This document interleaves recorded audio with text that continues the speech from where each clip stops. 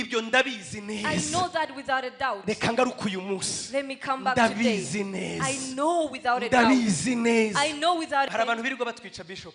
There's some people killing us every Ngo day. Mana kuraho Mose ba Yosuwa bazamuke. That God kill all the Moses so Joshua's can arise. Ni bamwe mutabizi genda bizi ndavuga ibyo numvise n'amatwi yanjye. I'm speaking what I've heard with my Ngo ears. kugira ngo abiseri bajye mu gihugu cy'amasezerano. So that the Israelites can go to the promised land. Imana yakuyeho ba Mose. That God had removed the Moses. Ngo babuze Yosuwa kugaragara. Who are stopping Joshua to come and Imana fight. kuraho Mose. God removed Moses. Nagira ngo umenyeshe kimwe mu kimenyetso cyerekana ko utari Yosuwa. One of the signs that show that you're not really No Joshua kwifuza ko Mose apfa. is that you're desiring for Moses to die. Urashaka kumenya ko utigeze ugira umwuka wa Yosuwa. Do you want to know if you didn't have the spirit of Nuko Joshua? wifuza ko Mose apfa. This, Ni byiza cyane. which is also good. Ariko biragatsindwa n'Imana. But God forbid Dutahiriye mu myeru. if we just go home in white, Tugatahira mu gutumira abantu we go dukunda. home with the invitees alone. Pastor Senga sha haravuga sha. Pastor Senga is Ariko eloquent. ubona n'utunashiramo. You can see he's bragging a SICYO lot. cyatuzanye. That's not what brought us Nukugira here. ngo imitima yacu We are here that our heart, nibura tugira ikintu dutahana. we can take something back home. Uvuge ngo Yesu ashimwe cyane. Praise be to Jesus. Hallelujah. Hallelujah. Umwaka mwiza. Happy New Year. Ndabizi muravuga ati se ko tumaze igihe kinini warashize. You're telling me it's been long since we Nako waratangiye. celebrated the New Year. Ariko ngewe nibwo tubonanye muri uyu mwaka. But it's my first time seeing you in this year. Twari kumwe ngira ngo mu kwa 9 numva ntibeshye. We're together in September, if I'm correct. Ndashimira Imana ko twongeye guhura muri uyu mwaka. I praise God that we're able to meet each other this year. Ndongera mbashimire mbikuye ku mutima ko mwantumiye. I want to appreciate you from my heart that you allowed to invite me today. Ntabwo ntuye hafi. I don't live near. Kuntumira bisaba imbaraga. Inviting me requires extra energy. Ndabashimira rero ko izo mbaraga mwazitanze kugira ngo nze tubane Imana ibaho I umugisha. appreciate that we are able to push in more effort for me to be here. God bless you. Munyemerere mufashe ibiganza byanyu mu bintize dushimire urubyiruko rwanyigombye. You will allow me to appreciate the youth that was able to invite me. Bishop yarambwiye ngo urubyiruko nigo rwampisemo niyo mpamvu ngira ngo mubanshimirire rero.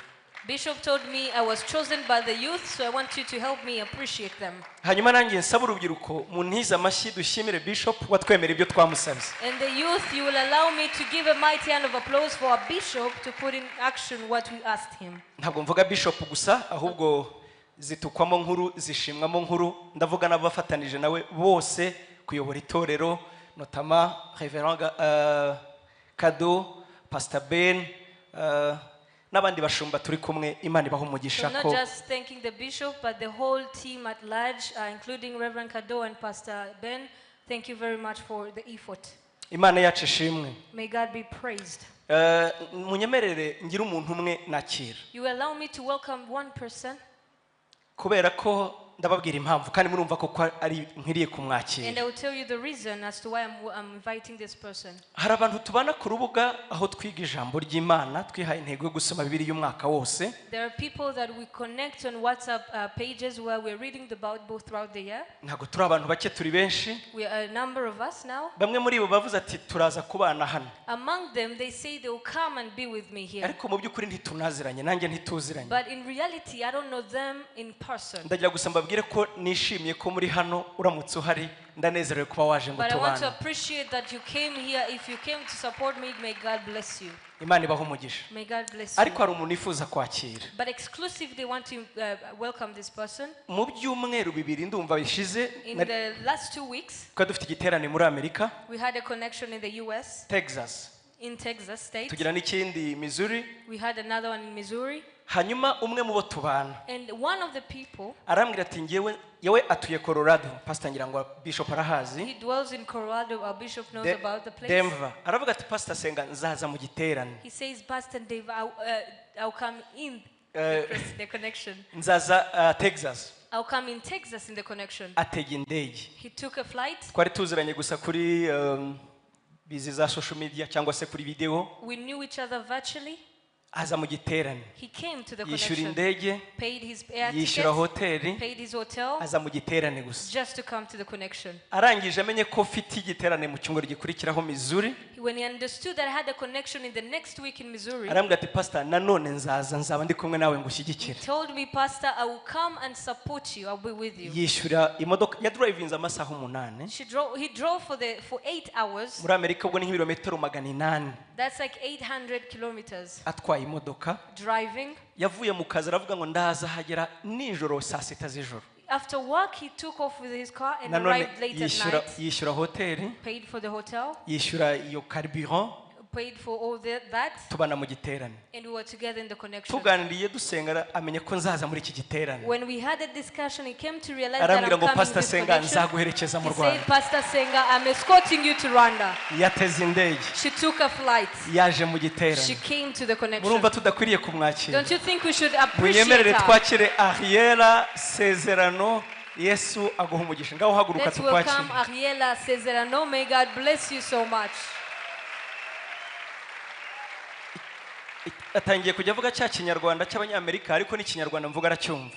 She speaks little Kinyarwanda, but she understands my Kinyarwanda as well. nabwo yaravuze ati nzaza, She said, I'll come. yitegera indege, Booked her air ticket. nzishyura buri kimwe cyose. Paid for everything. ngewe in full, nzaba nza gusa no kumva ijambo and to ry'Imana. come just to escort and listen to the word of God. ndagushimiye. I appreciate you. urwo rero nicyo bita urukundo rwagiye mu bikorwa. That is love in action. Yesu aguha umugisha. May God bless you. haleluya. Hallelujah. ubu nta mpamvu yo kumbwira ko nkunda, ndabizi arankunda. Now she can't tell me that she loves me. I know that nta she mpamvu yo loves kumbwira ati me. pastor afashwa n'ubutumwa bwawe, ndabizi kuza murumva namwe aho hantu. Yeah, she doesn't need to tell me that I'm blessed by your preaching. You can understand the acts that she does. ntabwo yanabikora ariko ngewe naramubariye, nishyize mu mwanya we ndamubarira. So she can't even count it, but I put myself in her shoes and looked at the expenses. sanga amaze kurenza $6,000 by'amadolari kugira ngo tubane muri ibyo biterane. Almost $6,000 for her to be with me in all those connections. Yesu aguha umugisha. May God bless you deeply. ndagira ntere intege urubyiruko, ubwo ni nka challenge. I want to encourage, like a challenge, empower the youth. mbabwire urubyiruko ni challenge. I am telling you as a youth, it's a challenge. dushobora gukora ibirenzeho. We can do better than that. burya hari abantu b'abanegativiste mu There buzima, are negative visits, ibintu people. byose babishakamo ibintu bibi. They always find the bad in things. twavuga nk'ibyo bakafata arayafite. If we say that, she'll be like, she's rich. hari abantu bateye batyo, There are people who are like that. aho kugira ngo abone ibyiza Instead of looking at the good abandi side se mama and saying other people, bafite nayo kujugunya. they are rich kids. ndagira mbabwire ko nta muntu n'umwe ufite amafaranga menshi yo I gutanga. come to ntawe, tell you there's nobody who has enough money to waste. ntabwo mubizi, nta muntu n'umwe ubaho ugira amafaranga menshi yo gutanga. Nobody has enough money to waste it. nkunda ijambo dukoresha mu rusengero, ntabwo ari ugutanga, ni ukwitanga. I love the word that we use. It's not serving, but rather it's sacrificing yourself. nanjye namubwiye ngo uzaba unyicaye hafi, nzajya nkuvuga ngushimire wanyeretse urukundo rugukunda ijambo ry'Imana. And Imana I iguhe told her umugisha. I'll be going hand in hand with her. She'll sit near me and I'll appreciate her in large. nibaza ko hakurikiraho noneho nzaba mwegereye hafi, sinzatuma yongera kujya kure. I believe in the next one she'll be closer to me even more. Yesu ashimwe cyane. Hallelujah.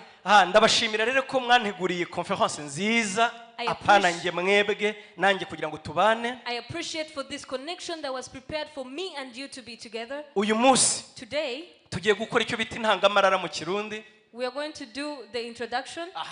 Uraho urakizi Kirundi? Oh, yeah. iyi ni icyo nyine, ni intangamarara. We are going to do the introduction. tugiye gusa kuvuga umusogongero We're just going to give you a headline w'inyigisho tugiye kuziga muri iyi minsi of 5. what we're going to be learning throughout this day. sinzahindura rwose topic habe na I gato. will not change the topic at all. bazihangana n'abantu bakuru dukomeze twigira ijambo. And the old people will bear with me to go in this line. haleluya. Hallelujah. actually umutwe w'amagambo, The title of this iyi topic, nyigisho nayivanyeho narindi nayiteguye kera, the sermon, I prepared it for a long time now, ariko umutwe w'amagambo nawuhinduriye hano. but I changed the title of the sermon. munyemerere muwunshakire, uri hariya wanditse hariya, ahubwo muwugire munini. You will allow me City to, Light hasi, noneho hasi you handitse allow gute? me to enlarge those words that are below city light. kuri tekinike niba bishoboka If it's possible in the technical team, mudushakire kari akajambo kavuga ngo raising people that make it who make difference. Imana yacu ishimwe cyane. Hallelujah. kurera, kuzamura urubyiruko bukora itandukaniro. Raising a youth, raising a generation that brings forth change. dore ijambo tuzaganira niri This is the word we're going to talk about. raising youth kurera urubyiruko who make a difference. ruzana itandukaniro. Which kind of difference? Irihe tandukaniro? Icyo nicyo kibazo tuzasubiza. That is the question we'll answer. Irihe tandukaniro? Which kind of difference? Hari urubyiruko rwakoze itandukaniro. There is a youth that brought change. I'm telling you, hari urubyiruko rwakoze itandukaniro. There is a youth that brought change. Rwazanye itandukaniro mu kwambara ubusa ku buryo bibaza ngo narasaze cyangwa. It brought change in the outfit and the way we dress, and you ask yourself, what Hari am I doing? urubyiruko rwakoze itandukaniro. There is a youth that brought change. Ruhora ruturatira tugira ngo twebwe twiteje imbere. That is telling us that we have prospered. Buhora rutubwira ngo twebwe twiteje They imbere. are telling themselves we have prospered in this. And that. Bagahinduka even the most motivation speakers. They become motivational speakers. Nabonye ababinyega bavuga ngo ujya ngo njya gukira ngo natangire ku muceri umwe. People start giving motivational speeches saying, I started a rice company with just a single Ikinyarwanda rice. cyanjye ngenda bizi ko gikuze. Kunyega urabyumva ibyo ari byo? Oya. Aha, gishake mu cyongereza yewe. Kunyega. Mumfashe bana. Tumoke, so moke. Yeah. Nuku munamwe nabyo muzi kunyega se? Tumoke, sumoke. Kunyega mbega baba ngiye ntimubona niteje imbere gutya ngiye guteza imbere mu byambanje ngo nahereye ku muceri umwe apanikira umwe hanyuma ndakura niteza imbere. They start mocking and saying I started with a small piece of rice and then I enlarged to this extent. Ariko wamureba ubuzima bamo. But when you look at the lifestyle, wamureba ku mucanga Dubai, when you look at them in Dubai, yambaye bikini, dressed in a bikini, ukavuga ati sobanukiwe kabisa uko witeje you imbere. say I understand how you've prospered. Ibyo mvuga murabyumva neza. Are we together? Nibyo koko baremye itandukaniro. It's true they brought change. Bafite amamodoka, They have good cars, bafite amazu, they have beautiful homes. rimwe na rimwe twariganye, Most of the time we're going to school together. ntibarakwiza imyaka 30, They're even below 30 years. bamaze gutembera isi. They have traveled the world. Rimwe na rimwe wabareba, Mostly when you look at them, wowe ubwawe ukavuga ati sha ntacyo nzavamo. you start telling yourself I will not achieve anything. Yes, bakoze It's itandukaniro. true they made a Ariko irihe difference. tandukaniro? But what kind of difference? Irihe tandukaniro? What kind of difference? Irihe tandukaniro bavandimwe? What difference did they bring? Hallelujah. Hallelujah. Ntimuzibagirwe. Do not forget, Abafaransa baravuga French say, c'est la fin du iherezo nibatse. Iherezo niryo rishyiraho ryerekana uko ibintu byakozwe. Voilà. an end brings forth the results and the way you pass. C'est la fin qui justifie les moyens. Ni iherezo ryerekana risobanura rivugwa ko ibintu byagenze burya. It's the end that justifies the journey. Hallelujah. Hallelujah. Imana yacu ishimwe cyane. Hallelujah. Nibyo koko dukwiye gukora It's itandukaniro. true we can make a difference. Kandi koko birashoboka gukora And itandukaniro. it's necessary. We need to do that. Ariko si irihe tandukaniro. But what kind of difference? Imana yacu ishimwe. Praise God. Muri iyi minsi pe. In this season, Naribajije ngo mvuge kuri inde. I asked myself, who should I speak about? Mvuge kuri inde. Who should I speak Abo about? turimo tuganira Bibiliya, Those who are reading the Bible together, dusoma Bibiliya, reading the Bible together. tugeze ku Bisiraheli na Yoshuwa n'abandi. We are in the Israelites and Joshua there. Uyu mugabo Joshua twamwizeho umwaka ushize. We learned about Joshua last year. Twamuvugaho n'ibindi We byinshi. can speak a lot about him. Kimwe mu bintu Yoshua yakoze, One of the things Joshua did, niwe wari ufite umuhamagaro. he had the calling. Niwe wari ufite umuhamagaro He had the calling wo kugeza Abisiraheli to deliver the mu Israelites gihugu cy'uburuhukiro. in the promised land. No, apana promised land. Mu gihugu cy'uburuhukiro. In the land of refuge, Cy'uburuhu, the of rest. Yeah. Mu gihugu cy'uburuhukiro. In the land of rest. Yosuwa 1:13 niko havuga. Joshua 1:13 Ngo says niwe wagombaga kubinjiza mu gihugu that he cy'uburuhukiro. was the one to enter them into the land of rest, Igihugu cy'isabato. the land of Sabbath. Ariko kugira ngo Yosuwa binjize mu But for isabato, Joshua to enter them in the Sabbath, bagombaga kwigarurira icyo bita ibihome. they had to conquer nations. But not nations, actually. The gates. They had to conquer gates. Bagombaga kwigarurira icyo bita ibihome. They had to conquer gates. Iyo tuvuze ibihome, When we speak of gates, forteresse, ibihome. the fortress, Yes, ibintu labyrinthe, ibihome. the fortress. Actually ntabwo byakoroha kubyumva muri iki gihe. It's not easy to understand in these days. Kuko mwisi y'ubu nta bihome bihabye. Because nowadays we don't have fortresses. Kwari ukwigarurira ibidashoboka It mbega. was a time to bring things that are impossible. Yigaruriye ibihome by'abayebusi. He had brought the fortresses of the Hebuds. Yigaruriye ibihome by'abantu bakomeye bibigatanya bitwaga Abanaki. He brought the fortresses of the Nak people. Yigaruriye ibihome tuzi byitwa Yeriko. The fortresses of Jericho. Yigaruriye n'ibyoroshye nka Ai. Even the AI that was brought. Nukuri aho hantu hari mwihishurirwa rikomeye. There is a great revelation in that. Ariko nubisa atari umwuka wera nyerekeza. But that's not where the Holy Spirit is taking me. Harundi muntu ufasha cyane iyo tuvuze ku basore. There is another man that enables me and empowers me. Itekyo mwigeranijeho ndatsindwa. Whenever I generate myself to him, I'm defeated. Iyo ndebye intambwe ze ndatsindwa. When I look at his steps, I'm defeated. Iyo ngerageje kugera ikirenge mu cye kenshi sanga natsindwa. When I try to step in him, I feel defeated. Simvuga wowe ndavuga njyewe. I'm not speaking of you but myself. Ndamwigana ariko rimwe na rimwe I ngatsindwa. try to copy him but I'm defeated most of the Yitwa time. Yosefu. His name is Joseph. Ariko nawe natekereje numva ntibiza. But I thought, but it wasn't coming clear. Ariko hari uwo nkunda cyane But there's the cyane. one I love most. Yitwa Daniel. He's called Daniel.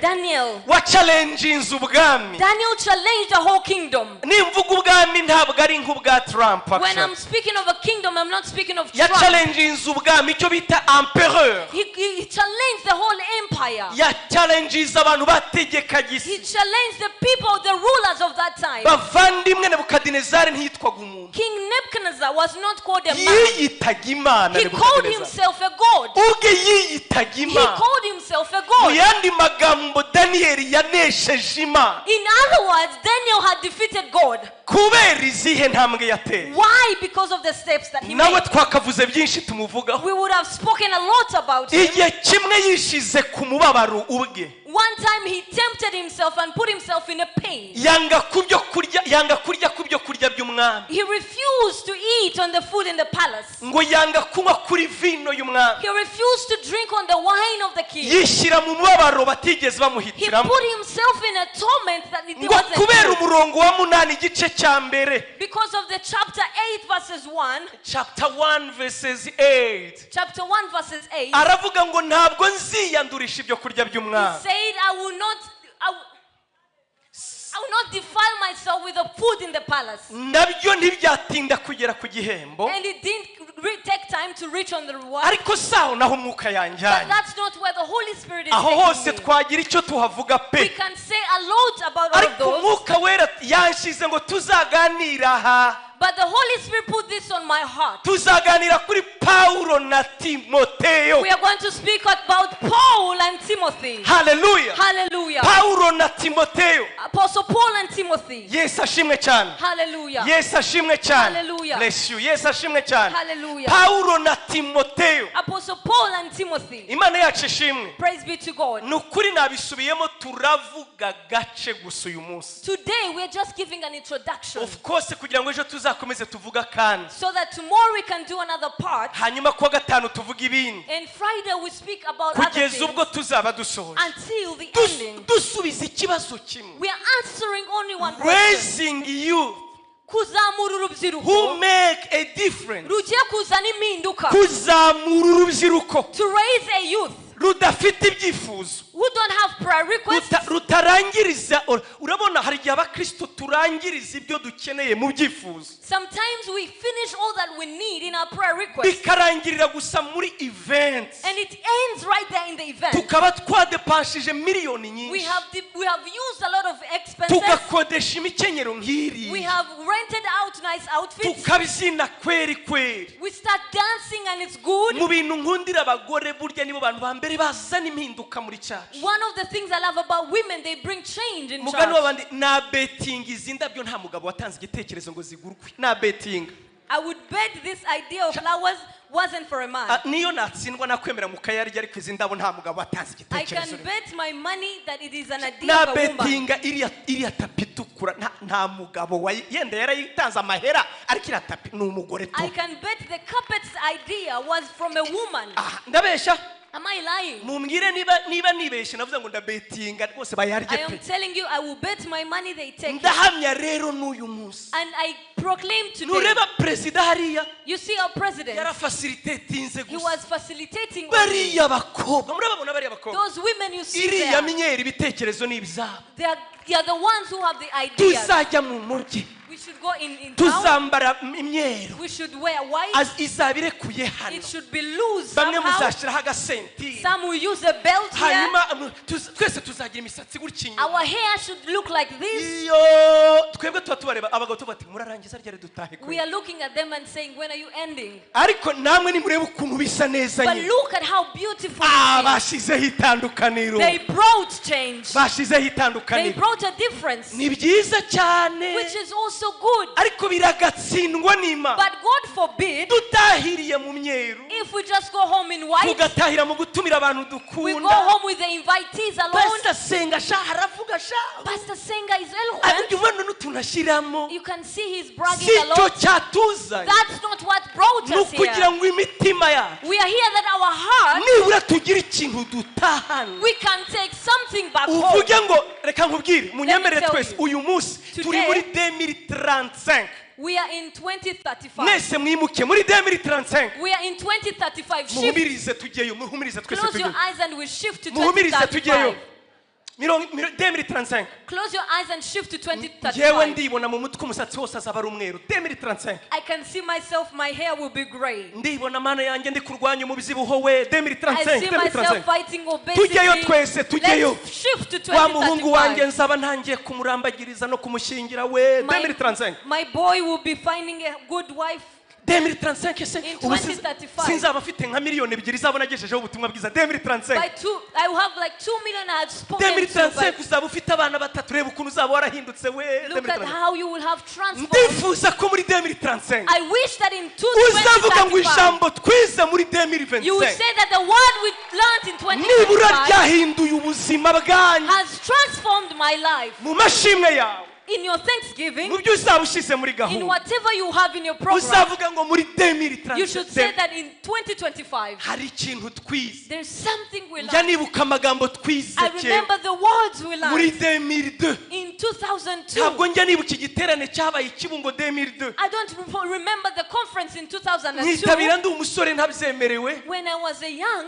ariko gihindura ubuzima bwanjye I was a young man then, but muri it transformed my muri life. 2002 In 2002, ubwo bamwe muravuga turashaje katsindwa ntacyo some are saying that you're old. It's ntacyo okay. nawe irebe muri 2035 bazaba bavuga turashaje nawe nuko nguko Look at yourself in 2035. They'll be saying you're old as ijambo well. ntirizagusige gutyo nshuti yanjye But let the word never leave you nicyo the umutima same. wanjye That wifuza is my desire for my Hallelujah. heart. Hallelujah. munyemerero dusome Allow me to read. nkuko nababwiye tuzavuga kuri Paulo na Timoteyo We are gusa speaking about Paul and Timothy. ariko cyane cyane tuvuga kuri Timoteyo kuko Paulo wese tuvuga cyane But most especially speaking about Timothy, not Paul. dore amagambo tuzaganira kugeza dusoje These are the words we'll be speaking about until ari the mu end. rwandiko rwa kabiri twa Timoteyo 2 Timothy ibice bibiri chapter 2 19 verses 19 kugera ku murongo wa 21 all the way to 21. haranditse ngo It is written, nyamara haracyariho imfatizo rikomeye nkunda gusoma biri ijambo ry'Imana niba ufite Bibiliya yera hari igihe tusoma ko uwo Bibiliya Senga yikuye hoya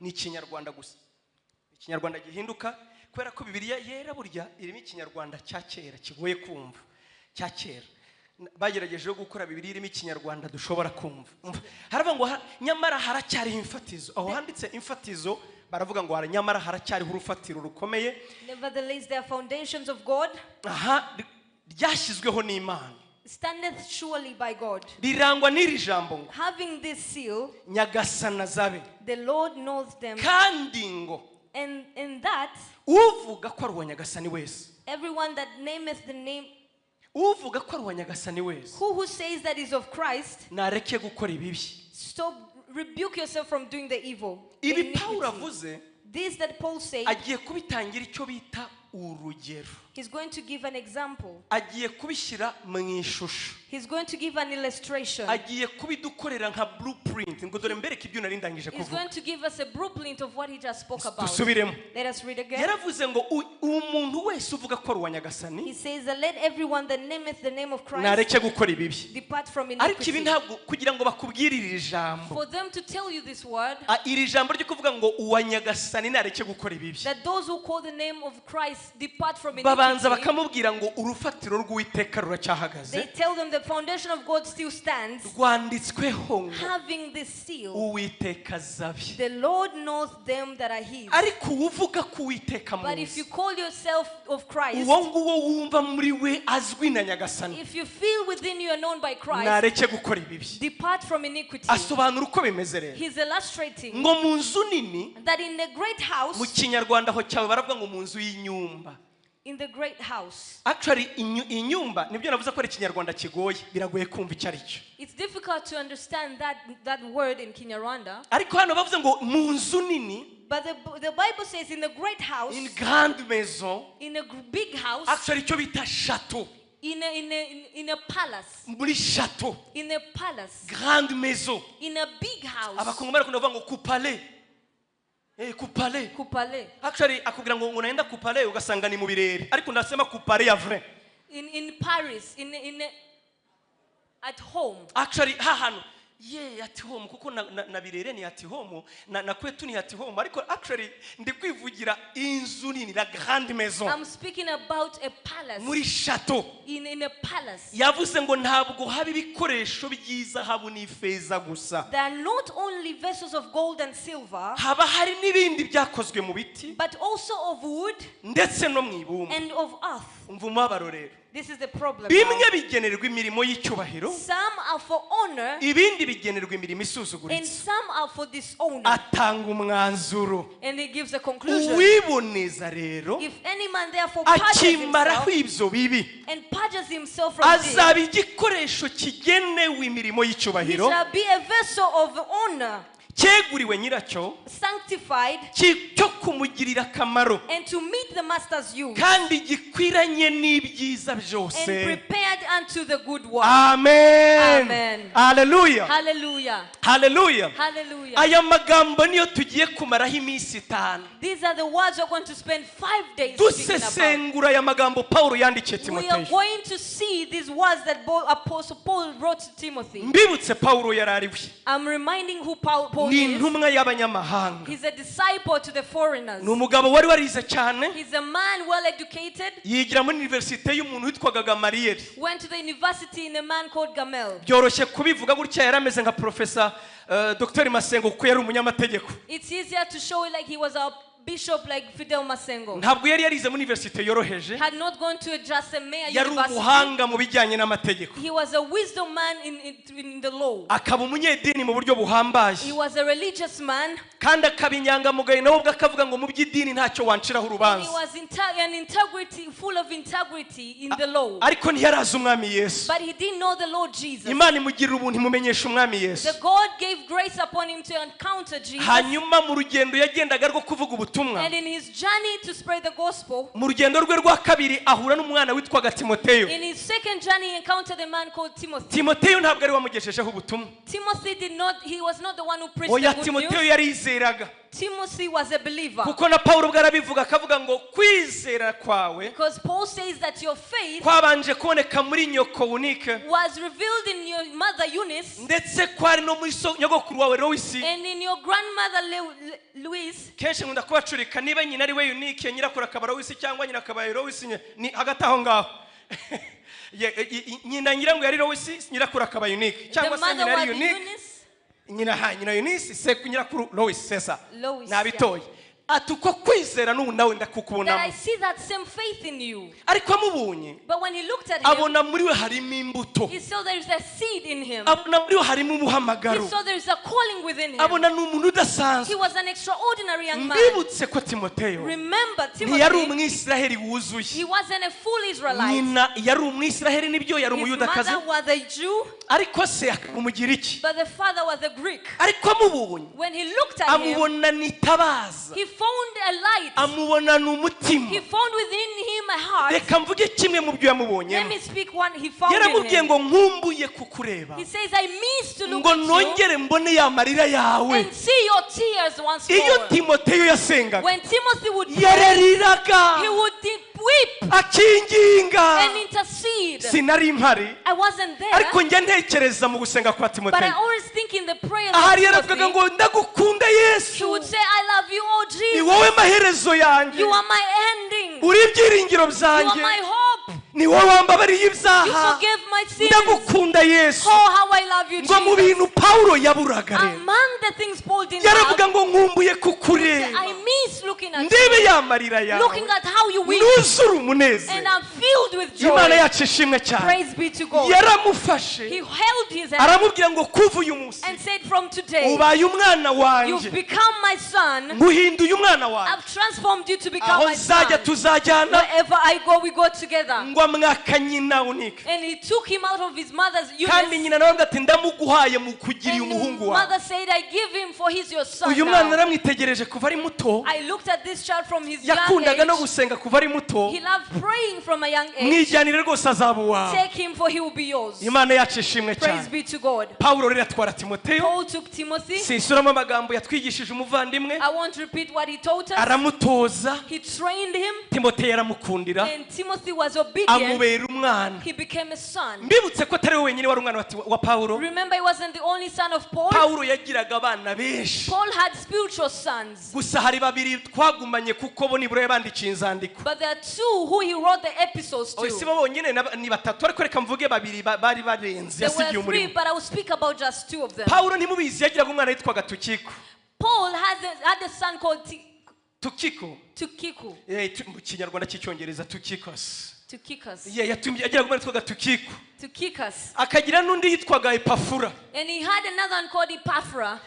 abo bose bari abana ba Pawulo. Those were his spiritual sons. yagiraga n'undi yitwaga Filemoni. He had another one called Philemon. yagiraga abana benshi He pe, had many spiritual ariko hari sons. abana babiri bamukoze mu mutima, akavuga ngo dore mbasigiye Timoteyo, Say, I'm living with you, Timothy. ngewe simpari I am not ariko around, mbasigiye but Timoteyo, I leave Timothy behind. ndabizi azaba ari nkaho nanjye nari It mpibereye, will be as if I'm in that place. azabamenyesha ibizira He n'ibitazira. will tell you about the forbidden. muri teoloji ubundi In theology, urwandiko rwa Pawulo yandikiye Timoteyo, the book, the epistle written to Timothy, yego barwita urwandiko rw'umushumba, it's an epistle of a shepherd, ni pastor, a pastoral epistle. ni urwandiko rwandikiwe umushumba. It's a pastoral epistle. wifuza kuzaba umushumba, Do you want to become a shepherd? reka mbindure, urifuza kuzaba umurida, Do you want to become a leader? urifuza kuzagira umurimo uyobora. Do you want to lead something? muri teoloji barakubwira ngo genda usome urwandiko Pawulo yandikiye Timoteyo, In theology, they will tell you, go and read the pastoral hari icyo epistle. huzuyemo icyo bita do's and don'ts, There are do's and don'ts of what to do. harimo icyo bita theology, doctrine nzima. And there is a right doctrine in there. ushaka kumenya neza uko ukwiye kugenza itorero rya Kristo, If you need to know how to handle the church of Christ, wasoma urwandiko Pawulo yandikiye Timoteyo. read the epistle written to Timothy. hanyuma rero tugaruke kuri Timoteyo. So we come back to Timothy. ngewe n'ibinkundira ubanza ari intege nke It's not easy for me. kugira ngo mbyere ku mutima ntaraguha historike neza, It's a weakness for me if I can't teach without giving you the whole wumve ibintu aho background. byavuye. To know where this whole came from. abakunda kuguruka ejo tuzaguruka For muhumure, those who love flying, we're flying ariko uyu tomorrow. munsi unyemere twumva aho byavuye. But today we're doing a base. Pawulo ajya kuvuga ubutumwa bita mu Efeso. Paul went to Ephesus to preach. mbibutse ko umujyi wa Efeso wari umujyi ukomeye A cyane, city of Ephesus was a great city. abagize amahirwe yo gutembera n'uyu munsi tuvugana, Those who are blessed to travel as we speak muri today, Efeso habaga ikintu cyitwa l'une de sept merveilles du monde, rubaho kimwe mu bintu byaranze isi byiza bibaho, sinzi bariko nabivuga. there's a wonder of the world. Actually muri sept merveilles du monde, mu bintu In the isi, seven wonders of the world, mu bintu byatangaje abantu kuva mu mateka y'isi, in yego the history of the world, the seven wonders of the world, yego harimo n'urusengero rwari aho bita mu Efeso. there is a church in Ephesus. ubirebye uyu munsi nta cyagutangaza. When you look at it today, it's not amazing. Ariko mbere ya Yesu imyaka 300, But 3 years before Jesus, urusengero rububatse rw'ikigirwamanakazi cyitwaga Artemis cyangwa Diana, the church or the temple that was built for an idol called Diana, barwubatse bakaruha inkingi 16. they gave it 16 pillars. Mbibutse ko mu gihe cya Paulo, In the time of Paul, imyuka mibi, all the evil spirits, hedikote ya Satani, the headquarter of the yari devil, ituye muri Efeso. was in Ephesus.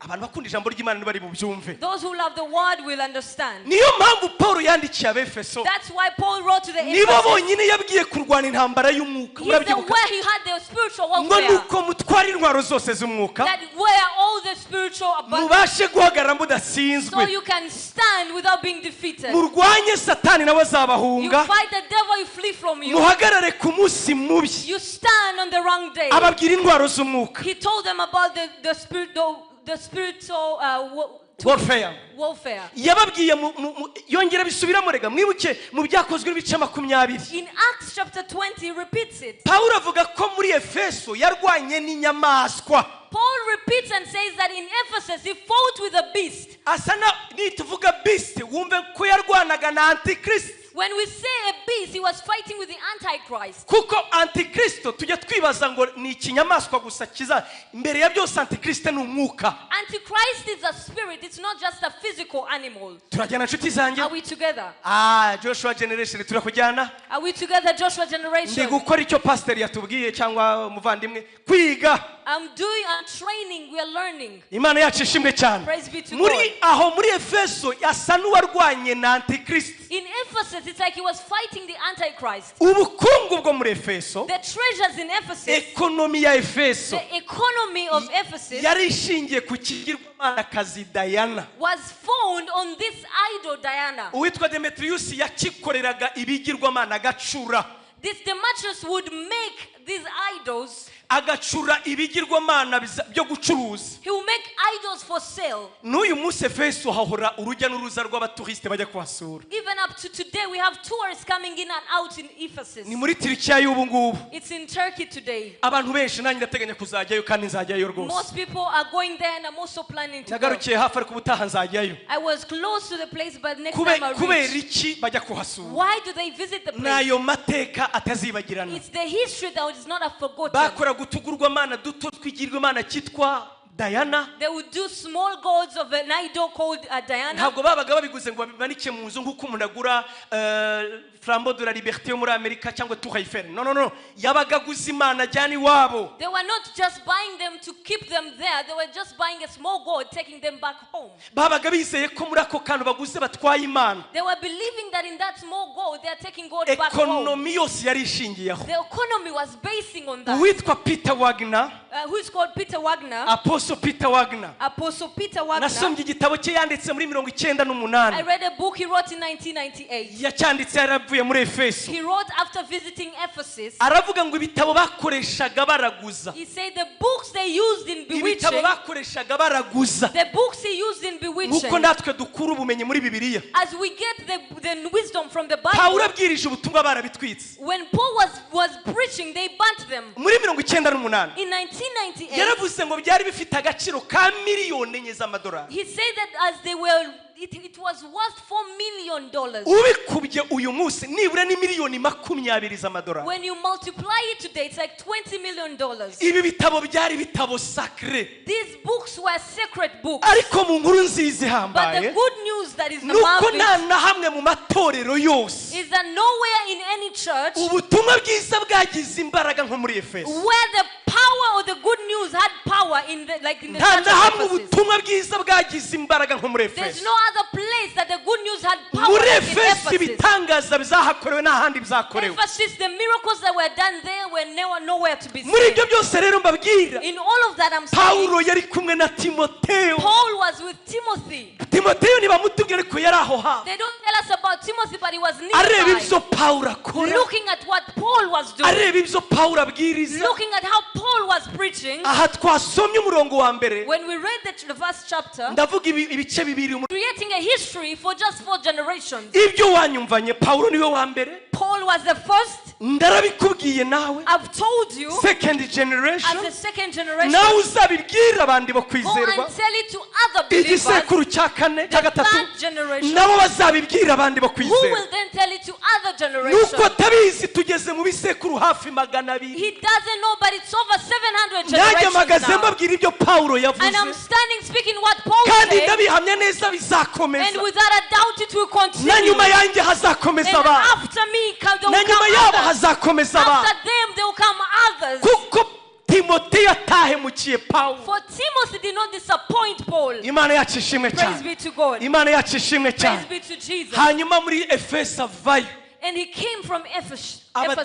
efeso amaze kuvayo After coming from Ephesus, amaze kugenda after departing, nk'uko ushaka kubimenya neza usome mu byakozwe n'ibice if 20 you want to understand it, read Acts chapter 20. ngo yahamagaye abakuru bo mu efeso That he called the elders in Ephesus, arababwira ngo ndabizi nimara kuva muri mwe and he told them that after I depart, ndabizi neza nimara kuva muri I know without a doubt that if I depart, amasega ajyanazaza ndabizi neza there will come tigers. ibyo ndabizi I neza know that without a doubt. reka ngaruke uyu munsi Let me come back today. ndabizi neza I know without a doubt. ndabizi neza I know without a doubt. after bishop Nyuma ya Bishop, nyuma ya Kado after Reverend Kado, nyuma ya Ben after Pastor Ben, ndabizi neza I know without a doubt. byatangiye kera It started back in the days. n'ubu ntibirareka It did not cease today. amasega aryana itorero We have tigers who are going to come and ariko attack the ibyiringiro church. byacu biri But hamwe where is our hope? nuko turimo dutegura the next Is that we generation are preparing the next generation bo kurwanya imyuka mibi irwanya itorero who rya are going Kristo to fight against the evil spirit against the church of kandi Christ. iyo tuvuze amasega aryana When we're speaking about this evil abantu tigers, bagiye kure buriya people are moving further. n'inyigisho ziyobya These are false doctrines, n'inyigisho ziyobya false preachings, zigisha ibitari ukuri ku ijambo ry'Imana teaching that are departing from what the word of God kandi nagira says. mbabwire ko izo nyigisho ziri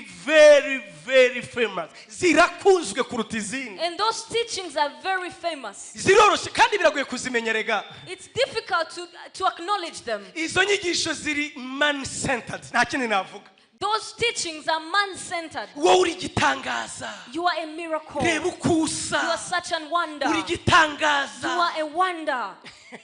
n'ibindi nk'ibyo And other things like that. reka nigarukire Let me come back. Pawulo arabwira Timoteyo rero Paul told Timothy ati ngewe ngusize muri efeso that I'm leaving you in Ephesus.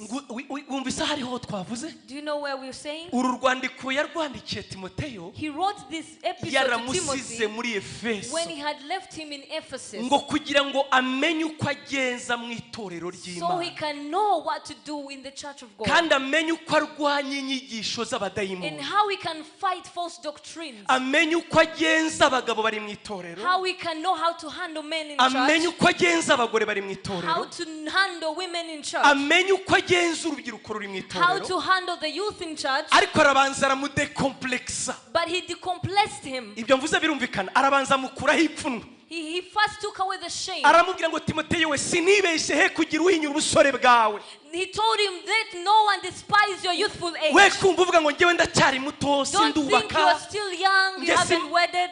ngewe Imana se yankoresha gute How can God use me? ntihakagira uhinyura ubusore bwawe Let no man despise your kubera youthful ko age. uri we Because who you are ntabwo ari uri inyuma is not the ndamuzi physical. neza I twarabaye know because I've been with nzi you. ijambo I nakwigishije know the word I told nzi you. ubutumwa bwiza I wigishijwe know the good news I've told uzi uburyo you. basenga You know how to pray. uzi uburyo bubaha You know how to respect. uzi igihe cyo guceceka no You know kuvuga when to be quiet and when urabizi to ko talk. ukwiye kwiga ijambo You ry'Imana know how you need to study the word of urabizi God. uburyo udakwiye kwihanganira inyigisho zitari nzima You know you can't bear with false none doctrines. ntihakagire n'umwe ugutera So ipfunwe let no one despise your youthful age. ajya kukurwanya ahereye ku migani na filozofi ntukabyemere Let them not despise you from parables and the philosophy. imana yacu ishimwe Praise cyane be to God. imana yacu ishimwe Praise cyane be to God. haleluya Hallelujah. nguyu Timoteyo rero turimo turasoma This is the Timothy we're reading today. tubigarure uyu munsi Let's come to today. iyo tubivuze dutya When we are speaking about it,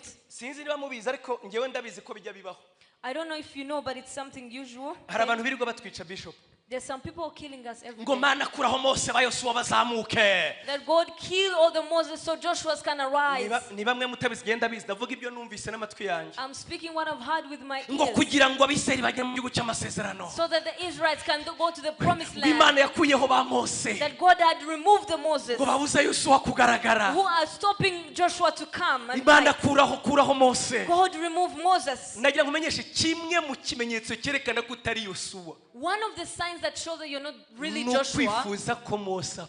is that you're desiring for Moses to die. urashaka kumenya ko utigeze ugira umwuka wa Yosuwa. Do you want to know if you didn't have the spirit of nuko Joshua? wifuza ko Mose apfa. Is that you wish that Moses died. kuko mu mutima wa Yosuwa Because in the heart of niyo Joshua, nkuru mbi yarushaga izindi kuba mbi kumva ko Mose agiye. that was the worst information to hear that Moses is departing. nimwibaze namwe rega Mose yarahagarariye Yesu. Moses- ibaza abigishwa bavuga ngo Yesu napfe. Imagine the disciples saying natwe Jesus died. tugaragare. So we can also natwe shine. tumana tugaragare. So that we can also shine. This is our time. Iki ni igihe cyacu. kandi nyine mwebwe muzi n'icyongereza burya ngo ikinyarwanda kigira intege nke nk'ibyo babo power icyongereza kigira imbaraga nyine. English has power. Hey, this is our time. Iki ni igihe cyacu. This is our time. Iki ni igihe cyacu.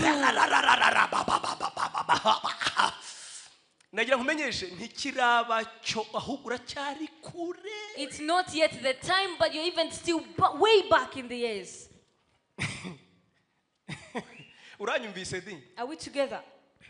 uzi njya mvuga ngo ni ikihe kintu cyerekana umuntu ko ari umushumba. I would just ask, what's something that shows that this person is a shepherd? ni iki kinyereka dore ikimenyetso kuri njyewe sinabyishe kimwe kinyereka umuntu ugeze igihe cyo gukora umurimo. This is a sign that shows that this person is ready for the ministry. igihe kijya kugera ugatakibyemera avuga ngo hoya ndabyanze. When the time comes, he's always saying, I don't want to do that. ibyo mvuze murabyumvise? Are we together? igihe cyo gukora umurimo iyo kigeze When the time to be in ministry, uba warabirwaniye. you have fought for it. waranungunitse. You have fought for it. warateye amacakubiri. You have caused kuko iyo chaos. uri mu muhamagaro w'Imana But when you have the iyo calling of igihe God, nyacyo iyo kigeze when the right time comes, barakwinginga ukanga. they will beg you and you refuse. mbaho urugero rumwe kuri Mose I'll gusa. give you an example about uribuka Moses. Mose uko yibonaga? Do you remember how Moses saw ubwe himself? yibonaga ko ari umucunguzi wa bene wabo He would see himself as a redeemer of his ku buryo people. yatangiye kubishyira mu bikorwa mu ngufu. That he started putting it in action by force. ngo afata umwegiputa aramwica. That he killed an Egyptian ngo man. kuko yibwiraga Because he thought ko na bene wabo that his people ngo babona ko Imana ibakirisha amaboko ye. would see that God is going to use his hands to prosper them. aho kugira ngo igihe cy'Imana kigere But for the time of God to come, yagiye mu butayu murabizi he neza. went in the wilderness. igihe kigeze When nyabo the time was ubwo come, yabwiye Imana ngo shaka utuma he told ndagusabye. God, send someone yewe else. sinshoboye ndiyizi. I am unable. Send reba utuma someone else. ndagusabye. Find someone else. reba Look for someone else. igihe cyageze When the time is right, nyabuna Yosuwa igihe kigeze when Joshua arrives, icyambere abona aravuga ngo ngewe ndinde Mana you start ndinde asking guhamagara. yourself, who am I? How would you use me? Imana yacishimwe cyane. Praise be to mu gihe God. rero uhaze ubugari So if you're satisfied ndavuka buhaze kankuto kabisa. and you've eaten and you're full, cyangwa se da wanayiretse ufite iminsi 3 yo gusenga. or let's say you're even fasting for ukajya 3 days, wumva akantu k'akariro ukajya wumva nyine ukajya wivisionary si bibi kwireba kwiba atari kumana ubu nubona ko igihe kigeze kura Mose mu nzira uracyari kure nk'ukwezi. and you start envisioning yourself that you're ready to do, and you start saying, remove Moses, you're still as far as the moon. ndagusabye andika kakantu. Write this down. andika kabasa. Write this down. ndagasubiramo. I'm going to repeat it. nujya wumva hari abantu bakubangamiye mu If nzira you feel like people are a kura distraction in your Mose way, si mu nzira. saying remove Moses, uracyari kure yo guhinguka. you are still far from change. muribuka Dawidi. Do you remember David? Dawidi David. baramupricinze mu buvumo. They looked for him in the caves. baramupricinze mu They buvumo. preached about him in the caves. wallahi sinari impara ariko ni urugero ndi gutanga I'm giving an example. ku izina ry'Imana. I tell you the truth, ndamutikura rimwe gusa. that I would just hit him once. rimwe riziri rya kabiri. Just once. ubu ntabwo ubona ko igihe cyawe gisohoye. ntubona ko Don't you igihe cyawe see gisohoye. that your time has come? Imana iguhaye abanzi bawuranze God igihe cyawe has kirasohoye. given you your enemies and you don't want to kill them. warimbuye umuhimbi Can you just kill him?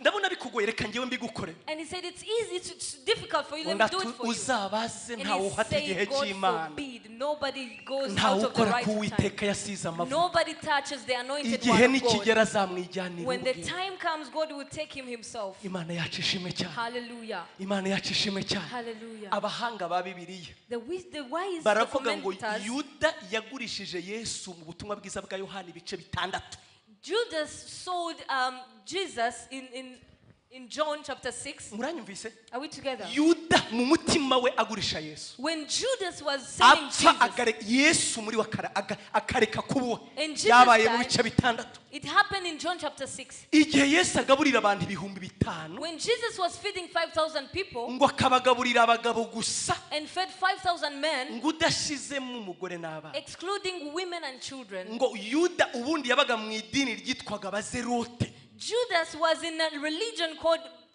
abazerote Zerotes. abazerote bakoraga iki What did they do? ryari idini rishingiye kuri revolution It was a religion that was based on revolution. kugira ngo dukureho ingoma y'abaromani So they can take off the Roman Empire. umurongo wa 15 uravuga ngo In 15 it says, baza kwimika Yesu they came to put Jesus on the baravuga ngo throne. reka tukugire umwami ubu They nonaha say, let us make you king. wowe uzajya utubura imigati You are going to break bread. natwe twigisha abarwanyi We teach the soldiers to dukureho fight. ingoma y'abaromani And we take over reka the ubu Roman nonaha Empire. tukugire umwami Let's make you king right now. Yesu ngo abifura ako kanya arabahunga And arigendera Jesus knew what they were mu thinking and he mutima wa departed from Yuda them. nibwo yavuze ngo uyu mugabo ntacyo akitumariye In the heart of Judas Iscariot, that's when he said, Jesus mu is no gihe more. uwareba wabona ko igihe cyo kuba umwami kitaragera When he was saying that the time to be king wasn't arriving yet, ariko we mu mutima yamaze kwigira umwami in his heart he had already made himself king. reka nkubwire inshuti yanjye Let me tell you, umuntu ufite umuhamagaro if you nyabyo have a true calling, igihe cyo guhaguruka kwa Yesu wa when nyabyo the true time of arising as a niyo Joshua, babikwingingiye ntubizemera even when they beg you for it, you don't accept it. amen Hallelujah. amen Hallelujah. njya ngenda rimwe hari igihugu ntavuga kugira ngo batumva ko mbavuze There are some countries I don't mention. bajya bavuga ati murapasiteri mutuvugira ibintu reka ne kuvuga igihugu I won't mention the country. hanyuma ngezeyo itorero ryari rikiri rito The church was still growing. batekereza gutangira They were thinking of starting.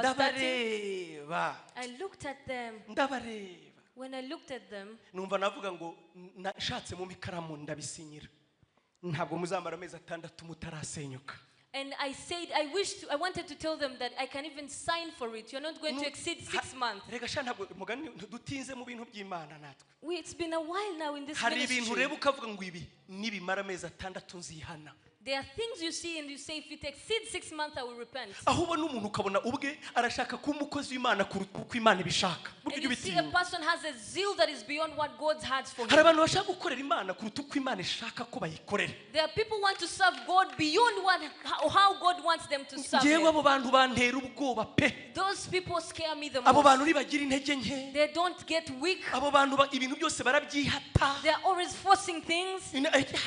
burya ujye ugirira ubwoba kutaraba wowe ubwabyo Fear yourself because you have not become what you want. ubwo muranyumvise inshuti yanjye Are we together? kwiga ni ukwigana Learning is nta bintu copying. tuvuga natwe tutigishijwe Everything we say we've been ariko iyo told. wageze kuba wowe But when it's time for you ibyo to be you, wigishijwe birakurema ukaba wowe what you've been told transforms to be you. hari abantu bajya bahaguruka hano bavuga ukabona sibo ukabona ni Dr. Masengo ariko uri mu mundi muntu There are people who will stand here and you can see it's Dr. Bishop Masengo in them, not other people. hari abantu bavuga ukabona neza ni Apotre Gitwaza ariko uri wundi mu bundi mu mubiri There are other people who speak, you can see it's Apostle Gitwaza, but in another body. wamureba ukabona ni Apostle Masasu ariko mu mubiri mu You wundi see mubiri it's the Apostle Masasu, but in another body. Yes kwiga ni ukwigana Learning is coping, yeah. ariko reka nkubwira ngo ibyo ni ikimenyetso kikubwira ngo nturaba wowe nturagera But that's a sign that has shown that you have not reached to a maximum of yourself. haleluya Hallelujah. ariko ntacyo cyo nzi tuzafashwa tu We are going to be kandi blessed kandi mwantumiye ngo nigishe And you've called me here to teach, apana kubwiriza. not to preach. Imana yacu ishimwe Are cyane. we together? Ndifuza nibura gukura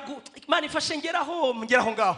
Paulo rero abwira Timoteyo, Apostle Paul told Timothy, aramubwira ngo mwana he wanjye, told me, my dear yarimo beloved one. atakoringa mu cyumufarazi, yarimo arwanya inyigisho z'ibinyoma. He was tackling on the false preaching. Aramubwira ngo mwana wanjye He Timoteyo, says, my son, beloved inkuru Timothy, nziza ihebuje izi, the good news about all, urufatiro rw'Uwiteka the ruracyahagaze. foundation of God is still standing. Urufatiro rw'Uwiteka The ruracyahagaze. foundation of God is still Kandi standing. rwanditsweho ijambo And ngo it is written, Uwiteka azabe, God knows his people. Uwiteka azabe. God knows his people. Bavandimwe ababireba mu mwuka, Brethren, those that in the ibihe spirit, turimo ni bibi pe, the seasons are bad. ibihe turimo ni bibi We pe, are in the very bad cyane season, cyane mu mwuka. especially Kandi spiritually. si uburwayi bwo mu Rwanda gusa, And it's not a sickness here ni in uburwayi Rwanda, bw'itorero ku isi. but it's a sickness of the church of God Ariko around uko ibihe world. byaba bibi kose, But however bad the season, urufatiro rw'Uwiteka the ruracyahagaze. foundation of God is still Kandi standing. rwanditsweho ngo And it is written and sealed Uwiteka that azabe. God knows his people. Mbega urwo rufatiro uzi urwo ari rwo? Do you know that foundation? Paulo yarwandikiye Abakorinto Paul wrote to the Corinth ibice bitatu in chapter 3 uhereye ku murongo wa 10. from verse Aravuga 9. ngo nk'umwubakisha mukuru, And he said, as a master builder, nashizeho I urufatiro have put a buri foundation wese agomba that kubakaho, anyone has to ngo build on. kandi nta rundi rufatiro And there will rwashyizweho be no other foundation uretse Yesu Kristo, except Jesus uretse Christ. Yesu Kristo. Except Jesus Christ. Pawulo abwira Timoteyo Paul told Timothy ati wibuke ko Yesu Kristo that remember Jesus wa Christ rufatiro ruri mu ijuru, was the foundation, yanditseho aya magambo, wrote these words. Senga ndamuzi, I know Pastor Senga. Masengo I ndamuzi, know Bishop Masengo. ndamuzi Kado, I know Reverend Kado. ndamuzi Bosco, I know Bosco. ndamuzi I René, know Rene. ndamuzi Maye. I know. Haleluya. Hallelujah. Ndabazi nzabanjye. I know my people. Ntabwo bishingira ku ntege nke I'm zabo, not basing on the weakness. ntubarebere muko basa, Don't look at them the way they kubera are. urufatiro bubatse, But because they're set on the kubera foundation, urufatiro bubatse, they're built on a amazina yabo foundation. ari mu gihugu cyo mu Their ijuru. names are written in the Ayo kingdom. mazina yanditse ku Those rufatiro names are sealed on the rudashobora foundation gusenyuka, that can never be arirwo Yesu demolished. Kristo But wazutse, that which is Jesus arirwo Yesu Christ. Kristo Who is wazutse. Jesus Christ. Abubatse kuri urwo Those rufatiro who are built on the foundation, bamwubatseho bivuye mu they kwizera, are built by faith. bamwubatseho bivuye mu They were kwizera. built by faith. Imana yacu ishimwe Praise cyane, be to God. Imana yacu ishimwe Praise cyane. be to God. Iyo ni A, That is the A. iyo ni A, That is the A. kandi siyo nzavugaho, And I will not speak about it. nzavuga kuri B I will speak about the B part.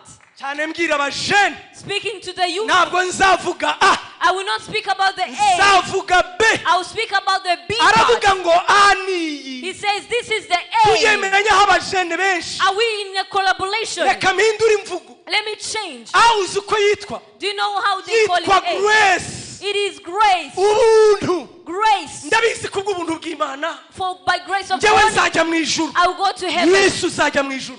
Yes, you will go to heaven. Njyewe kubera ubuntu bw'Imana By the grace of God, ntateka nzacirwaho. I will not be condemned. Yego nibyo. That is true. Njyewe kubera ubuntu By bw'Imana the grace of God, ndabizi ndi umwana I am w'Imana. a child of God. Yego nibyo. That is true. Hari abadanganyitse rero, There are some who are kubera just ubuntu missing. bw'Imana By the grace of nta God, mpamvu yo we gusenga, can't pray. nta mpamvu yo kwiyiriza There's ubusa, no need of fasting. byararangiye.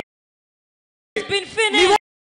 Nibona hasi y'uyu munsi Those are the people I'm abo speaking to. Pawulo yabwiye Those Timoteyo, Paul told Timothy aramubwira ngo urufatiro that the rw'Uwiteka foundation of niba God, koko ruracyahagaze, it is still standing. rwanditsweho ngo And it is sealed. Uwiteka azabe. God knows his Ariko people. wibutse iri jambo, But remind them umuntu wese watura ayo magambo, that whoever that utters umuntu wese those watura words, ayo magambo, whoever that says those umuntu words, wese watura ayo whoever magambo that utters out nave those mu words, bidatunganye, and does not depart from nave mu iniquity, bidatunganye, does not depart from nave mu iniquity, does bidatunganye, not depart from nave mu iniquity, bidatunganye. does not depart from iniquities. Do you get me? Muranyumva? Simbahaye hinti ejo nushaka ntuzagaruke. I'm giving you a hint, even though you don't come back tomorrow. Imana ihereza abaza kudufata kuri YouTube. God bless those that are here on YouTube. Taza abandi bazabireba muri YouTube. If you don't come, others will see it on YouTube. Ntabwo nje kugu mu kintu ndacyakira bita ngo amapyeta ntambi. Icyo kintu ndakiragoye. Umwana yarira ngo ngo arashaka gukomba intambi zizi ni 10. 10 murarizi? Kameme namwe murarizi 10. cyangwa icyuma kuto ngo kwera ko umwana yarize arashaka gukomba kuri kuto. Abakristo bubu bigize amaceta ntambi barashaka gukomba kuri kuto, ntabwo tubavugaho aho kugira ngo ukate ururimi ndakubwiza ukuri. Instead of cutting your tongue, I will tell you the truth. Nibyo. It's true. Abamwizeye bose Those who believed in him, ntateka they bazacirwa. shall not be condemned. Nibyo. That is true. Abamwizeye Those bose who believed in him, bafite ibyiringiro they by'ubujyo have buhoraho. hope. Ariko se babaho bati? But how do they Ariko live? se bakora iki? What do they Niki do? kibaranga? What qualifies Umuntu them? wese uvuga ko Yesu ari umwana If you say Jesus is ahora mu ntambara, is found in ahora battles, n'icyifuzo, has a prayer ahora request, n'inyota, has a thirst, ahora n'ishaka has a zeal ryo kuva mu to bidatunganye, leave the iniquity. ryo kuva mu To bidatunganye. leave the iniquity. Haleluya. Hallelujah. Iki nicyo kimenyetso, This is the sign. iki nicyo kimenyetso This is the sign cyerekana koko that reveals izina rye ryanditswe mu gitabo that your cy'ubugingo. name is written in the living Ntabwo ari book. uko bitubwira. It's not just by saying it. Uw'izina rye ryanditswe mu gitabo Whoever's cy'ubugingo name is written in the book afite of life, umutima muri we he has a heart in wo him guharanira kuva mu to bidatunganye. fight to leave the iniquity. Haleluya. Hallelujah. Haleluya. Aha ndacyafite iminota. Haleluya. I still Imana have- yacu ishimwe cyane. Imana yacu ishimwe cyane. Hallelujah. Hari igihe dukangwa n'abantu babiri basohotse kandi hari igihe usanga bagenda hariya hirya ntaho bagiye. Twikomereze. Let's continue. Imana yacu ishimwe. Praise be to God. Imana yacu ishimwe. Praise be to God. Muribuka ko yamubwiye aramubwira ngo Remember, he told him, aho nahereye sindi umusazi. I'm not a crazy Yarimo person. abwira Timoteyo He was telling ati Timothy dore influence yawe, that this is your influence. dore aho uzana difference. This is the difference you bring.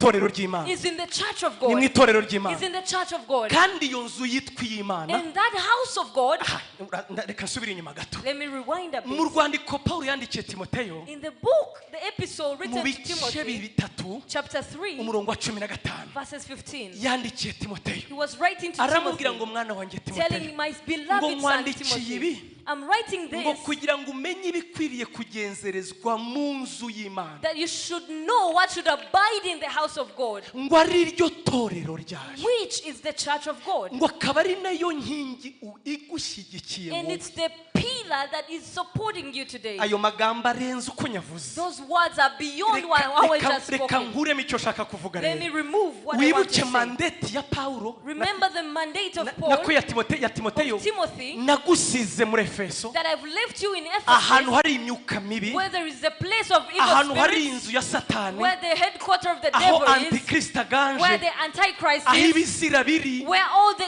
evil is, aho imbaraga z'ikuzimu where zikorera, all the power of the evil darkness world is gusiga serving. kugira ngo wowe umenye ibikwiriye kugenzerezwa mu nzu y'Imana. I left you to know what should abide in the church of God. Iyo nzu y'Imana niyo torero And ryaje. that church of God is that house of God is the church of God. Kandi nutabireba neza, And if you don't look keenly, nudakora ibintu nkubwiye, if you don't do as I say, uzaba umeze nk'umuntu wisenyeraho inkingi. you'll be like a person demolishing pillars on Ndagira himself. mbabwire, ntureba ziriya nkingi Do you zifashe see all ibisonga. those pillars there? Uwazikuraho twese twagira If you ibyaha, remove them, we're going to all be twaba crushed. twiyahuye mbega. We'll be committing suicide. Ibyo mvuga birumvikana. Are we together? Ni nko kuvuga ngo nutita kuri aya In magambo, other words, if you don't yaba take ari care of wowe these uzapfa, words, be it you will nawe die, ugiye kugira icyo umarira and abazapfa. those you're going to influence will die. Ukwiye kumenya ibyo ukwiye kugenzereza mu nzu You y'Imana. need to know what should abide in the Ariyo house of torero God, ry'Imana. which is the church of God. Tugaruke rero, So let's come back. muribuka aho twasomye, Remember where we read. aramubwira ngo urufatiro rw'iteka He said ruracyahagaze, the foundation of God still stands. kandi rwanditsweho aya magambo And ngo it's sealed on.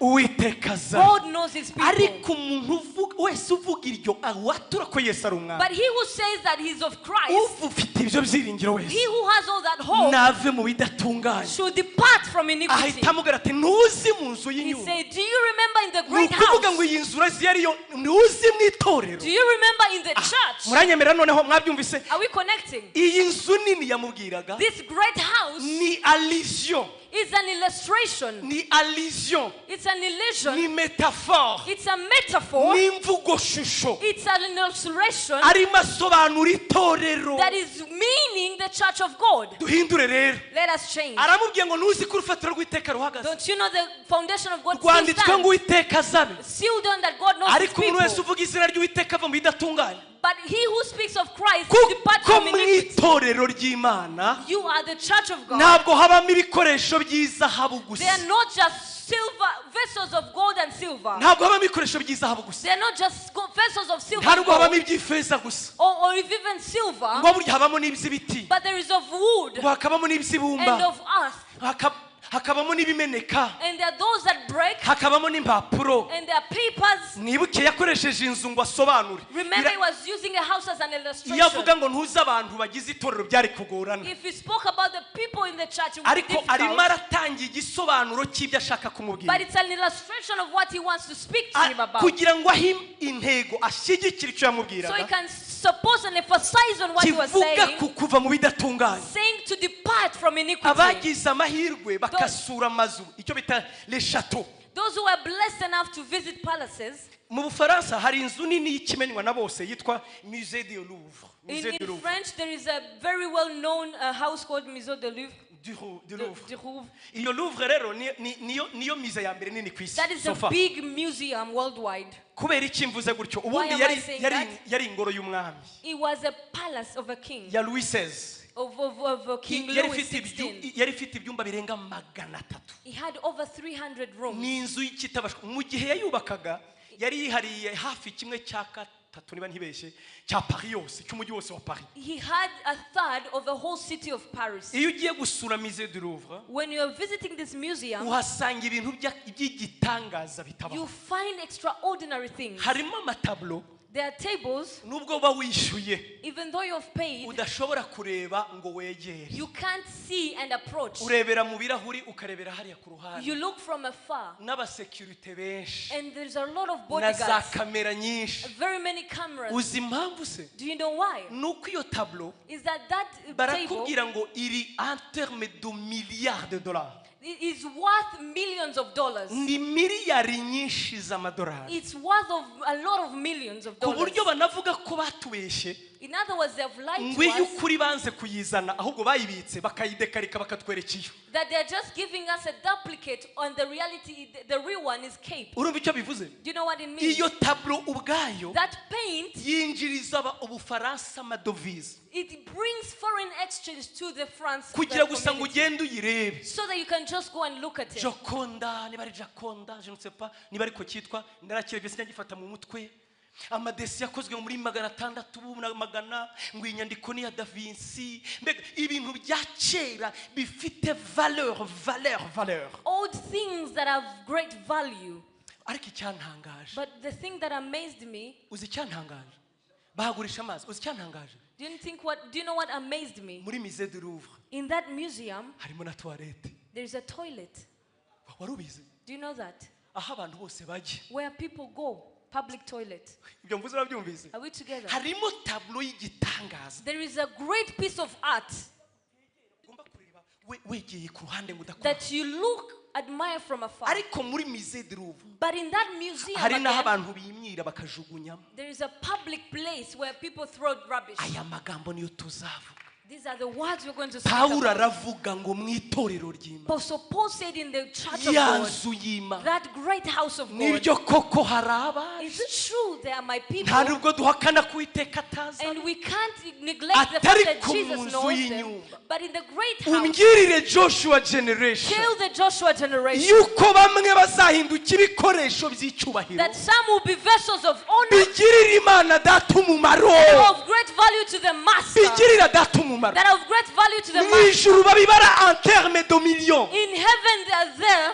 reka mbabwire inshuti zanjye, Let me tell you, hari abantu bafite agaciro mu ijuru there are people who are valuable in ku heaven. buryo Imana ivuga ngo mbarinda nk'urinda imboni y'ijisho To an ryawe. extent, God says, I keep them safe as though I'm hari keeping abantu my eye. bafitiye agaciro There Imana are people who are valuable in the eyes of ku God. buryo abamarayika bahora bari To an maso ku extent, bwabo, angels are awake all day for them. kubera ko bameze nka ya tablo yakozwe muri zahabu y'agaciro izazanira umugisha n'ubutunzi inzu y'Imana. Because they are like this great art that it was done out of gold that will bring great value to the house owner. Ibyo mvuze urabyumvise? Are we together? Ariko muri iyo nzu y'Imana But in that house harimo na za pubeli, there are also rubbish pits. harimo n'ahandi bajya There kwiherera. are public toilets. Nta nzu n'imwe y'agaciro ibaho There is no valuable house itagira aho bajugunya imyanda. without a rubbish place. Uko yaba iy'agaciro kose, However valuable it niyo is, wajya muri Birmingham City, niyo wajyamo. even though you go to Birmingham City, nagize amahirwe ninjira muri Palais Elysée niko naho Macron akorera. I went to where the presidential palace where Macron serves. Nasabye toilette exprès ngo njye kureba uko isa. I asked for a toilet with an intention to see how it toilette looks. nk'iyiwanjye. It is a toilet the same as mine. Yenda bakora isuku cyane bagateramo ibintu nanjye nagura ariko ni toilette. They have smelling things, but it's a toilet the same as mine. Nagiye Maison Blanche ndareba nta bitangaza ni mwisi habamo ibyo mbabwiye. I went to the White House. There's nothing usual. It's the same. Ariko harimo n'ibindi by'agatangaza. But there are also extraordinary Muri things. Palais Elysée hari zahabu we. In the palace there are very many gold. Bakakubwira ngo iyi zahabu iyo nzu igurishijwe Bishop baravuga ngo yagurwa nibura 600 millions de dollars. But they're saying that if we have to sell this house, it can be sold for $600 million. Mbivugiye iki? Why am I saying Ni this? Paulo wabivuze. Apostle Paul Mu says, nzu y'inyumba in the great house, ntabwo habamo ibikoresho by'icyubahiro it's gusa, not just vessels of habamo honor, n'ibiteye isoni. but there are vessels of dishonor. Bavandimwe nshuti zanjye, Brethren, ibi ndabizi I neza. know this without a doubt. Uwampa mutima metre, If you give me a heart meter, uwampa mutima metre, a heart meter, uwampa mutima a metre, heart meter, ngo mpere kwa Bishop nshyire mu I'll kwaha, start with Bishop. nkurikizeho Mama I'll Bishop, go to Mama Bishop. nkubikubita hano kwa Pastor Senga, I'll go to Pastor negereze Senga. kuri Ariela. Mwese nkabapima ndabizi And I start measuring your hearts. igipimo cyaturika kuko mwese mugeneye kuba abantu b'icyubahiro. I know that the measure will be explored because we all want to be vessels of honor. Uzi ko abantu b'icyubahiro tubivukana we. Wanting to become vessels of honor, it's something inborn. Twese ntawe bitubwiye, ntabwo turabyandika ibitabo, nta filozofi irimo. Iyo umwana aguye kugira ngo ataboroga uhitamo kumupraising umugabo akavuga ati aho kugira rero ntakazira ishema ryo kuba umugabo ndaceceka nta kundi. You know, when a child has fallen and is crying and you start praising them, saying you're a great man, they would rather keep quiet and keep that name to themselves. None se ibyo bibanza gusaba kubanza kwiga ngo ube uri umudokiteri n'abamama batize bazi ko bagenza abana babo ngo batarira n'abana batize. That doesn't need you to acquire education to know that you need to become a great person. Ishema n'isheja turabivukana. We get this. It's inborn for us to become great people. Ndagira rero nze kukubwira uburyo apana mwisi no mwijuru wowe uhinduka umuntu w'agaciro. So I'm here to tell you how you can become a great person here on earth and in heaven. Raising youth who make a difference. Kurera cyangwa kuzamura urubyiruko ruzana impinduka. Isi yaraturozerega. The world has bewitched us. Njyewe narumiwe pe. I am amazed. Narumiwe. I am astonished. Kandi ndabizi n'abanyumva bamwe baravuga atari kuri ya muntu arimo aratwangiriza. And people are saying now this person is not doing it for us. Success y'isi ibarirwa mu kintu kimwe, amafaranga. The success of this world is accountable only in money. Ngo igikuru gusa ngo nuko ngewe ngo nuko ngera ku ntsinzi yanjye, ngo igikuru ngo intsinzi yawe ni iyihe? Ninde wakubwiye amafaranga niyo ntsinzi yawe? And they're saying prosperity is that I make money. Is money what makes you win? Siko mubizi se mwebwe ngo urumva ngo umusore ngo ngomba ku amafaranga ni meza we. Money is good. Don't listen to me. Ninde wanga amafaranga se ntawe? Who hates money? Hari umugabo yigeze kubwira Yesu ngo niba udashaka amafaranga nawe uri umusazi.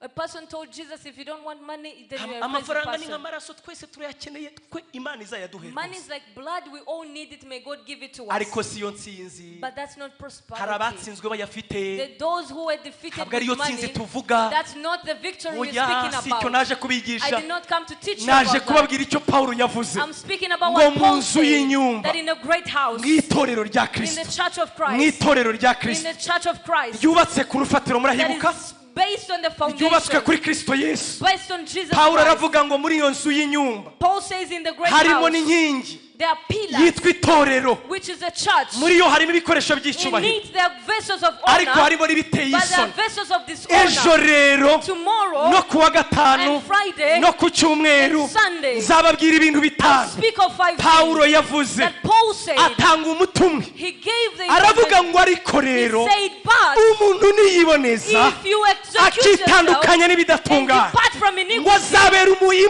ngo azabera nyiracucu igikoresho cy'umumaro. you become a great vessel which is useful to the master. Ndasubiramo, I will repeat. Pawulo aravuga ngo Paul said, ariko rero but umuntu niyiyeze, if you sanctify yourself, no purify. if you purify yourself, Actually, sanctify and to purify, there are some difference actually. Purify. if you purify Mu yourself, Kinyarwanda bavuze ngo niyiboneza. if you purify yourself, So purifié. if you purify yourself, Mbibutse ko muri mudakorwa na Yesu.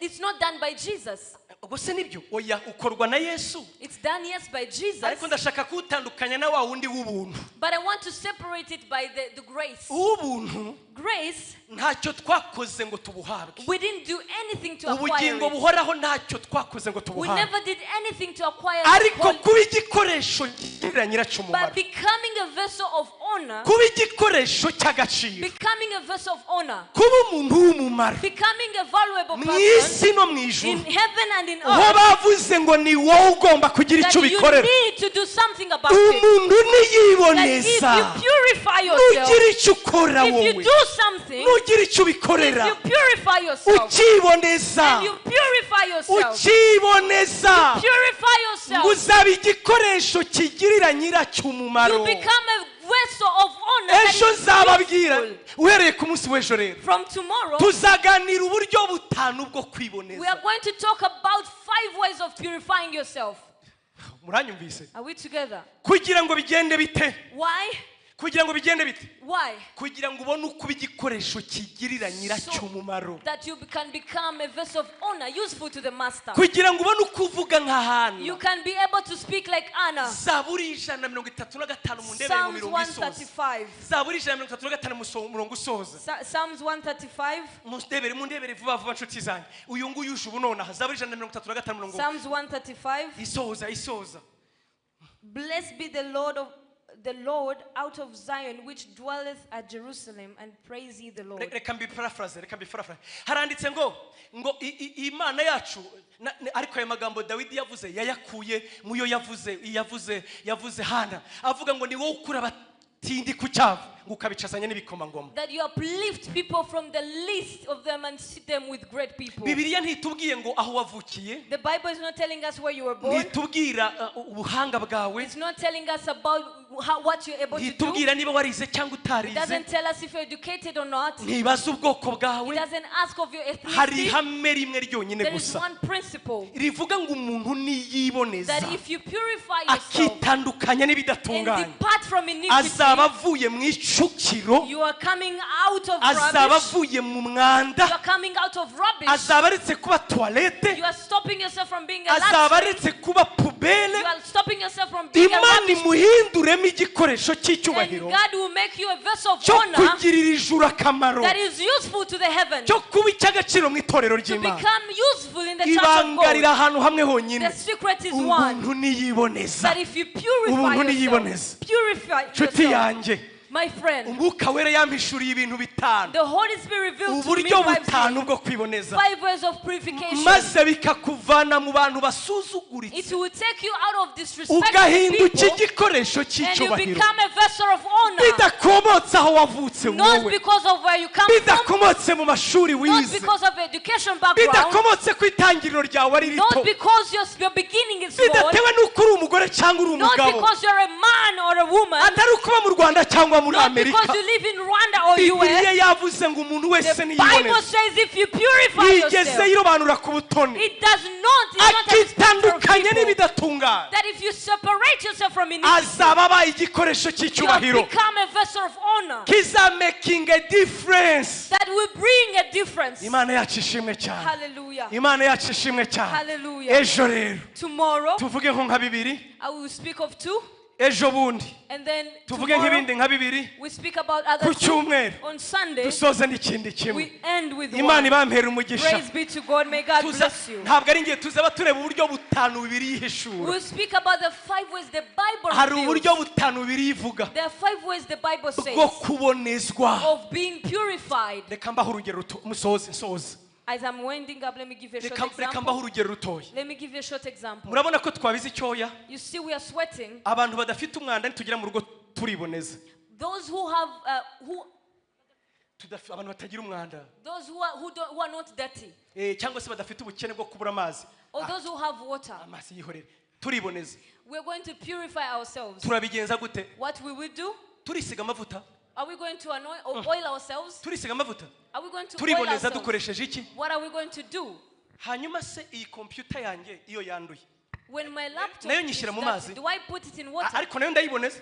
But I also purify Ngoresha it. iki yo nyiboneza se? What do I use? Aha, murabizi ko moteri y'imodoka bajya bayiboneza. You know the car engine is also Bashyiramo clean. amazi se? Do they use water? Aha, hari uburyo buri gikorwa cyose gisaba kubonezwa. Every act has its own purification. Tuzareba uburyo bite butanu bibiri We'll look at ivuga. 5 ways the Bible mentions Dukoreshwa tubonezwa. that we can use to Tuzahera ku purification. bwa mbere. We start from the one. Buratuboneza tukabiki. What do we become after purification?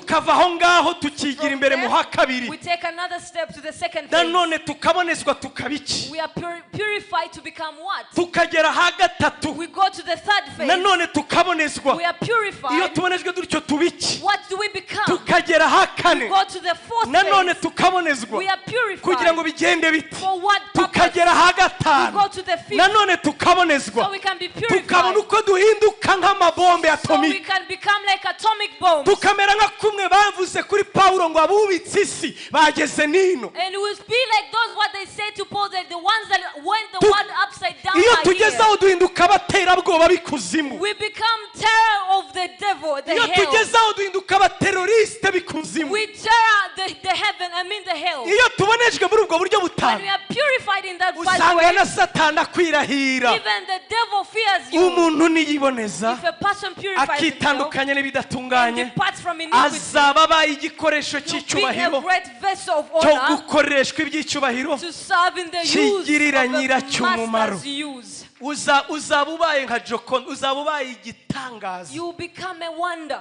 Uzaba uvuye mu mwanda uhindutse From amaronko y'Imana. rubbish to become a treasure of God. Uzaba ubaye amaronko You y'Imana. become a treasure of God. Uzaba ubaye kumwe Petero yavuze ngo ariko mwebweho You'll be like what Peter says muri that shyanga ryera. you are a nation, Amaronko a y'Imana. holy nation, Amaronko a y'Imana. treasure of God, Abantu Imana the yarose. people that God Ngo chose, mwamamaze so ishimwe you can ry'abahamagaye. proclaim the good news of who He called. Ibarinda nk'irindi mboni ijisho He ryanyu. protects you as He's protecting His Imana ibaha eyesight. umugisha. May God Imana bless ibaha you. umugisha. May God bless you. Umugisha. May God bless you. Mu Kinyarwanda twari mu ntangamarara. We were in the introduction. Ejo rero tutafunga mukaba vizuri. Tomorrow we are buckling up Kugeza ubwo n'abazaza bazatwirahira. until those the next Imana ibaha umugisha. generation Reka will mpamagare speak about Pastor us. Ben adusengere. Yesu abagirire neza. Let me call Pastor Ben to pray for us. Amen, amen, May amen. God bless you.